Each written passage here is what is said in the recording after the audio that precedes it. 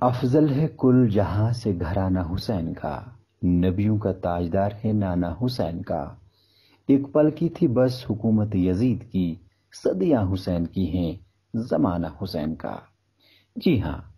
اس طرح کے اشعار سے تحریر کردہ بینر اور جھنڈے آپ کو اس وقت ہر چہار سو دیکھنے کو مل رہے ہوں گے۔ محرم کا مہینہ آتے ہی ان بینروں پر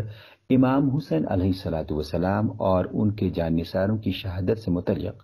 اکثر منتخب اشعار و اقوال اور احادیث اردو زبان میں لکھے ہوئے نظر آتے ہیں،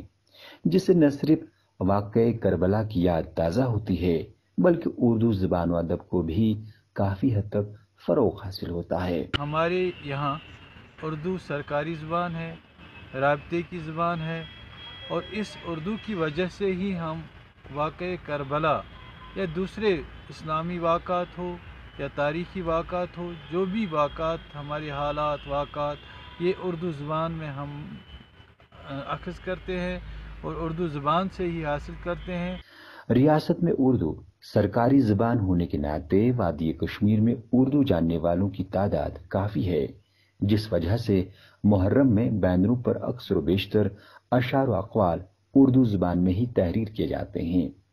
محرم الحرام کا مہینہ آتے ہی شہر شہر گلی گلی اور چوراہوں پر کالے رنگ کے ان بینروں پر تحریر کردہ اشعار سے نہ صرف امام علی مقام رضی اللہ تعالی عنہ کی شہادت کو یاد کیا جاتا ہے بلکہ لوگوں کو اردو زبان و ادب سے بھی واقفیت کرائی جاتی ہے۔ یا محرم کے ایام میں یہاں بینر لگائے جاتے ہیں، یہاں جھنڈے لگائے جاتے ہیں، ان جھنڈوں پر مرثیہ گوئی ہوتی ہے جو کربلا کے واقعات کے ساتھ تعلق رکھتے ہیں، جس سے یہ واضح ہوتا ہے۔ اور جب ہم یہ دیکھتے ہیں کہ اس سے بالکل یہ اثر انداز ہوتا ہے کہ انسان اچھی طرح سے دیکھ پاتا ہے کہ واقعہ کیا ہے، اور اردو زبان کو اس سے واقعی طور فروغ ملتا ہے۔ اگرچہ پڑھنے لکھنے اور بولنے سے زبانوں کو فروغ حاصل ہوتا ہے، وہی اس طرح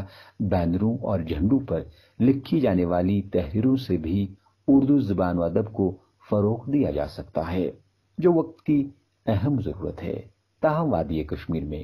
اردو ادب کے فروغ اور ترقی کے لیے اس طرح کے چلن کو عام کرنے کی بے حد ضرورت ہے۔ ای ٹی وی بھارت کے لیے سری نگر سے پرویز الدین کی خاص رپورٹ۔